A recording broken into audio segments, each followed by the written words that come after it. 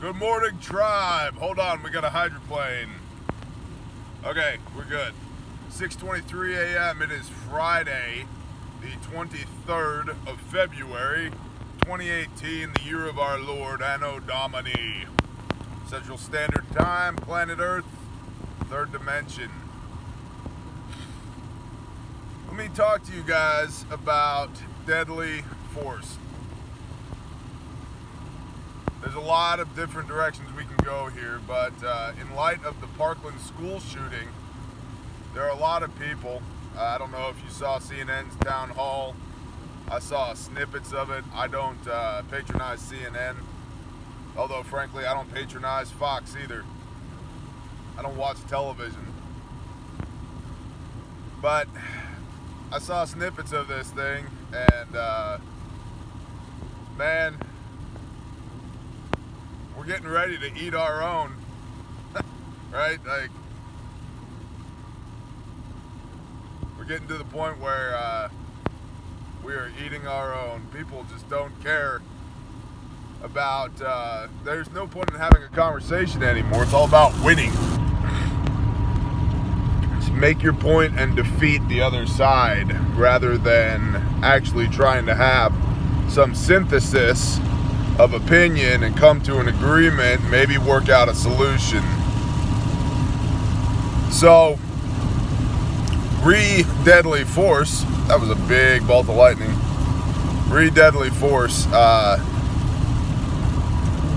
let's talk about that. Number one, if somebody chooses to engage in a deadly force situation, right? If they bring deadly force to the party, the only way you're going to stop that person is to apply deadly force to that individual. The end. It's really hard to reason with somebody who's trying to kill you, especially when they've already decided that they're trying to kill you. That is, we are past the point of conversation when we get to that stage, right? So, in that stage, you either need to flee or apply deadly force. In equal parts, whatever makes more sense, do it. If you can avoid the conflict, avoid it. If you can't, apply deadly force. Now, if you don't have deadly force on your person, that's going to be really hard to do, isn't it? And you can make the argument, well, I'll just flee. Okay, number one, you don't know situationally if that's going to be a possibility. Number two, what if it's your wife that is being attacked, right? Or your kids, or your best friend? You're gonna run and leave them there like a coward? No. Apply deadly force. And that could be with your hands, with your feet, with an edged weapon, although that gets really sketchy in a court of law. But hey, do what you gotta do.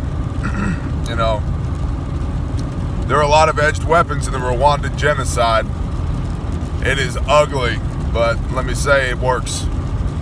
Edged weapon, firearm, a baseball bat, again sketchy in court, a lead pipe, whatever you got to do, right? You keep hitting the target until the target stops hitting back, right? So that's deadly force on your person all the time. Let's scale that up. Truck gun. You got a truck gun? I hope so. And I don't mean another pistol. Although, if you don't carry a pistol, but you have one in the truck, maybe that's better than nothing, but it's really hard to get at it when you need it, right? You carry a pistol for just a handful of reasons. Number one, much easier to conceal a pistol than a carbine. Number two, you can use that pistol to fight your way back to the long gun that you should have had in the first place, i.e. your truck gun. And number three, if your primary weapon has a malfunction, you can transition to your secondary weapon, your pistol. Those are the roles that a pistol fills. And all of those roles require that that pistol be on your body, not in your truck. So I'm not really crazy about off-body carry via the truck, but do what you gotta do. So your truck gun I'm not going to tell you what you should have as a truck gun. I know guys have got, Kel-Tec Sub 2000s. I've got an AR. I know a guy who's got an AK stowed in his truck. I know a lot of guys that have 12-gauge pump shotguns. A couple rounds of buckshot will jack you up just as bad or worse than a 9mm will. And a 12-gauge slug, let me tell you, ow, right? But rounds limited. So, depending on the engagement, shotguns may or may not be right for you. I carry an AR, right? Size and weight efficient. It's a 0 to 300 meter gun, sighted for 100 yards. I know it'll hit. It'll do what I need it to do. Awesome, right? So your continuum of deadly force, where do you go from there? For us civilians, that's about it, right? Unless you know a guy that knows a guy and he's got a Mod Deuce in his garage or a 240 Bravo that he's gonna mount on a Pinto on the back of his, Jeep Cherokee or whatever, right? It's pretty rare that as civilians, we have access to any real hardware. But what irks me, like with this Parkland thing, is the notion that a guy like me with a 30-round magazine stuck into a semi-automatic rifle, shooting at anywhere between a 55 and 77 grain bullet out of this little tiny cartridge that the Army has known for years, depending on shot placement, will probably not dick up their opponent. I mean, yeah, do you want to get shot with it? No. Is it the ideal round? No. Calling it a high-powered killing machine is just ignorance. It shows what they don't know. So how does a guy like me with a gun like that remotely compare to all of the hardware that exists on planet Earth that our government has their hands on? And I'm not going to make this into a government conspiracy video. I just want you to think about this. And logically think about this. Why should the government have a monopoly on deadly force? Well, because people are stupid. Okay? Is government made up of robots? Negative. Government's made up of people. So are you telling me that people in large groups are smart? Because I don't know if you saw the Super Bowl and what happened afterward. I don't know if you've seen these protesters out in the streets acting like idiots. People in large groups can't necessarily be trusted either. Then you can look at, track record. And I'm not bashing everybody in the government because it's, and this should be a huge clue, the government is the #1 employer in the United States. Did you know that? The government is bigger than any private industry employer, private sector employer in our country. So there's a lot of people that work for the government, and there are thousands of different jobs within the government. So clearly not everybody is, a terrible D-bag. I'm not saying that. And the vast majority of people within the government structure are doing the best job that they know how to do under the circumstances that they're given. I don't begrudge them that. I just think that, you don't need a couple 100,000 IRS agents if you simplify the tax code or just abolish it, whatever. There's certain things that I don't think we need the government to have their fingers in. But that's neither here nor there. So large groups of people, we know, can't really be trusted. Individuals obviously are not smart enough to take care of themselves. It all comes down to people. So why is it when we conglomerate people under the guise of government that all of a sudden they know what's best for the rest of us? And that literally the group of people, or the one individual person that half the country has been screaming is a fascist, is literally Hitler. Meh. For a year, let's give them all our guns while we're at it. surely an educated mind can see the idiocy in this, right? This is just mental retardation at its finest. Which brings us back to deadly force. Shouldn't there be some fail-safe, some check and balance on governmental deadly force in case the government gets out of hand?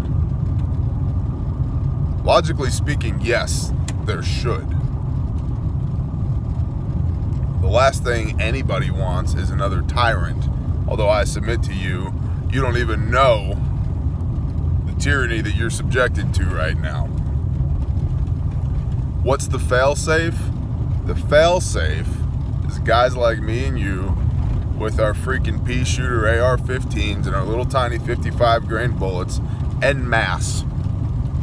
10, 100, 1,000, 10,000, 100,000, a million, millions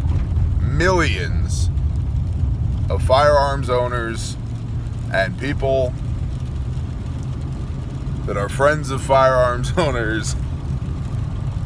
Millions and millions and millions of people. What's it, how many firearms are in the United States? It's like approaching 500 million. That's the fail-safe.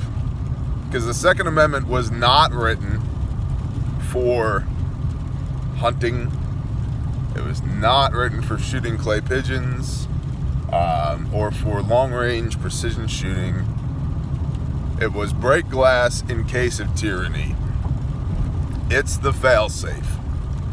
And the problem is, people are so married to our dicked-up way of life right now that they'd rather be unhappy but comfortable than break that glass and push the fail-safe and be ultimately happy but uncomfortable. Because let me tell you, that gets ugly. You see that lightning? That gets ugly. And that's something a lot of people gloss over. It's time for a second American Revolution. Is it? Guess what? You're gonna die, bro. A lot of people you love and care for are gonna die. Your daughter might die of malnutrition. Your wife might end up in a sex camp outside of a position of a certain group of rebels. Things happen. Things get ugly. Right? That nuclear family that you get to come home to at the end of each day and plop down on your couch and let the talking heads lie to you for an hour or two, that all goes away. Which is why people would rather not get rid of that. They'd rather be safe sheep than unsafe, dangerous free men. I'm not calling for revolution. I'm just saying that the fail-safe for this representative republic, this experiment in democracy, is revolution. And our founding fathers knew that. Because every now and then you're going to get saddled with a government yoke that you need to throw off. Break glass in case of tyranny. That is why the government should not have a monopoly on deadly force. And just so we're clear, you get the military involved one way or the other. I'm not saying the military guys would. 1-810 at 3 a.m. Forward-looking infrared. If you're not wrapped up snug inside a space blanket, guess what? You're going to be bright orange. You're going to be bright orange until a 30mm depleted uranium round crashes through your skull. And you are no more. Why a conglomeration of people under the guise of government should have access to that deadly force, and I should be made out to be the madman for having a rifle with a 30-round magazine is beyond me. Nobody should have a monopoly on deadly force. I will talk to y'all later, men. Have a wonderful day.